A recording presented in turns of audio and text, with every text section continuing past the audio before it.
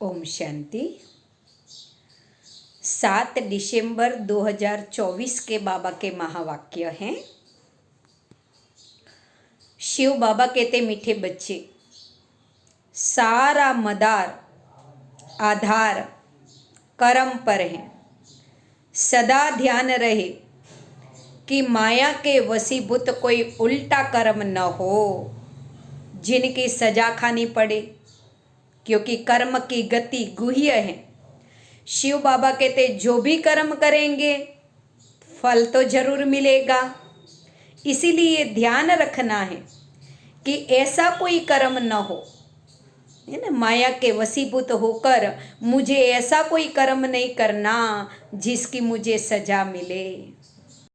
प्रश्न है, शिव बाबा की नज़र में सबसे अधिक बुद्धिवान कौन है ना। सब अपने अपने को तो बुद्धिमान समझते हैं, पर परमात्मा की दृष्टि में कौन बुद्धिमान है?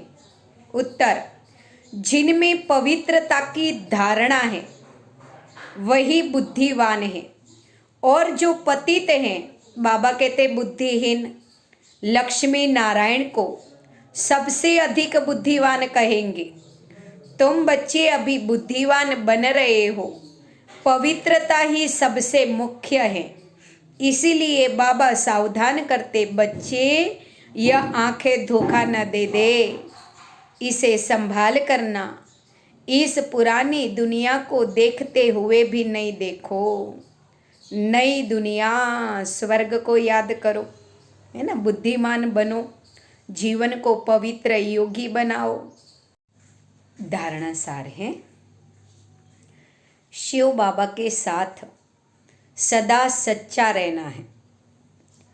अभी कोई भी भूल हो जाए बाबा से छिपाना नहीं है। आंखें क्रिमिनल माना अपवित्र न हो, उसकी संभाल रखनी है। दूसरी पॉइंट, सदा शुद्ध नशा रहे कि शिव बाबा हमें पतित से पावन बना रहे हैं, कांटों से फूल बना रहे हैं। अभी हमें बाबा का हाथ मिला है, जिसके सहारे विषय वेतरणी नदी को पार कर सकेंगे। बाबा मिला, यह नशा होना चाहिए कि बाबा मेरी इस पतित दुनिया से मुझे निकाल कर मुझे पावन दुनिया में ले जा रहे हैं। 7 दिसंबर का वरदान है।